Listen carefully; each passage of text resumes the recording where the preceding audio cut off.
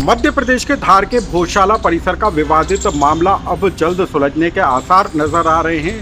भारतीय पुरातत्व सर्वेक्षण एएसआई ने अपनी जांच रिपोर्ट कोर्ट को सौंप दी है और साथ ही एएसआई ने इस रिपोर्ट को केंद्र और राज्य सरकार के साथ भी साझा किया है। 3 महीने तक चली इस सर्वे के दौरान जो चीज़ें निकलकर सामने आई हैं उसी के आधार पर 2000 पन्नों की रिपोर्ट तैयार की गई है। 98 दिन कुल सर्वे का काम किया गया था और उसके बाद ये रिपोर्ट तैयार हुई है और इस पूरे मामले की रिपोर्ट अब कोर्ट को सौंप दी है। तो धार का भोजशाला परिसर मंदिर है या मस्जिद, इसको लेकर अब जल्द फैसला सामने आ जाएगा। इस मामले को लेकर लंबे समय से विवाद चला आ रहा था। इस लंबे विवाद के बाद अब इसका हल निकलता हुआ नजर आ रहा है। कोर्ट के निर्देश के बाद यहाँ पर पूजा और नमाज दोनों को रोक लगा दी गई थी और उसके बाद एएसआई की टीम को इस बात की जिम्मेदारी सौंपी गई थी कि वो मौके पर जाकर सब वैज्ञानिक तरीके से सर्वेक्षण कर अपनी रिपोर्ट कोर्ट को सौंपेगा। और अब जो खबर निकल कर आ रही है,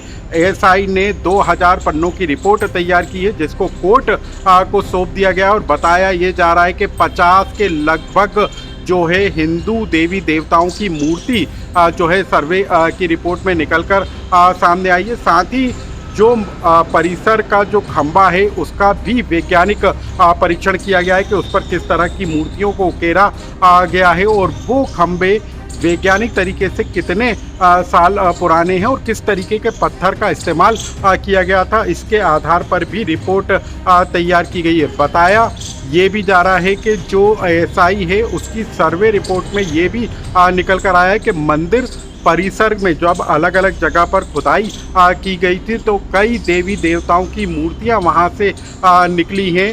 वाघ देवी की मूर्ति भी वहां पर मिली है, खंडित वाघ देवी की मूर्ति वहां पर मिली है और बताया ये जा रहा है कि जो वाघ देवी की मूर्ति सालों पहले धार से लंदन ले जाई गई थी उसी की तरह हूबहू वाघ देवी की मूर्ति वहां पर मिली है। और इसके अलावा भी भोलेनाथ, भगवान कृष्ण और तमाम जो देवी देवता हैं उनकी मूर्तियां उस परिसर से निकली और इसी के आधार पर रिपोर्ट तैयार करके एएसआई ने अब कोर्ट को सौंपी है। और हम आपको ये भी बता दें कि अब इस पूरे मामले को लेकर हिंदू पक्ष ने सुप्रीम कोर्ट में याचिका लगाकर इस बात की मांग की है कि इस पूरे मामले को लेकर जल्द से जल्द सुनवाई की जाए ताकि फैसला जल्द से जल्द सामने आ सके। और इस पूरे मामले को लेकर अब 22 जुलाई को कोर्ट में सुनवाई होना है, यानी कि जो एएसआई की रिपोर्ट है उसमें कितना सच है और क्या उसके आधार पर कोर्ट ये तय करेगा कि भोजशाला का जो विवादित परिसर है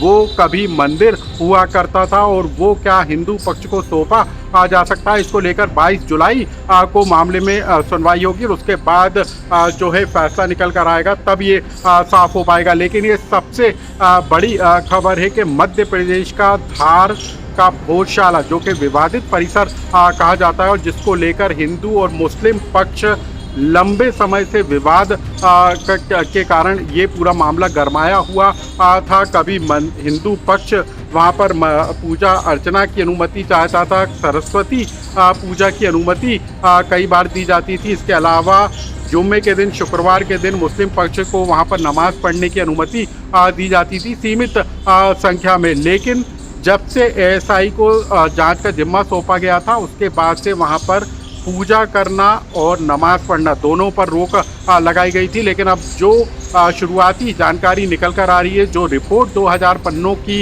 एएसआई ने कोर्ट को सौंपी है उसमें ये साफ होता हुआ नज़र आ रहा है कि वहाँ पर कभी हिंदू मंदिर हुआ करता था। भोजशाला का जो मंदिर था वो हिंदू मंदिर था और उसके बाद जब मुगलों का शासन आया तो उसके बाद वहाँ पर उस मंदिर को तोड़कर वहाँ पर नमाज पढ़ना शुरू की गई, उसको जो है मस्जिद का रूप दिया गया। तो अब पूरा का पूरा मामला साफ होता हुआ नजर आ रहा है। एएसआई ने जो सर्वे किया है उस पूरे मामले को लेकर 22 जुलाई को कोर्ट में सुनवाई होगी और उसके बाद तस्वीर साफ हो जाएगी कि विवादित मामले में कि वहाँ जो भोजशाला जो परिसर है वहाँ पर मंदिर रहेगा या मस्जिद।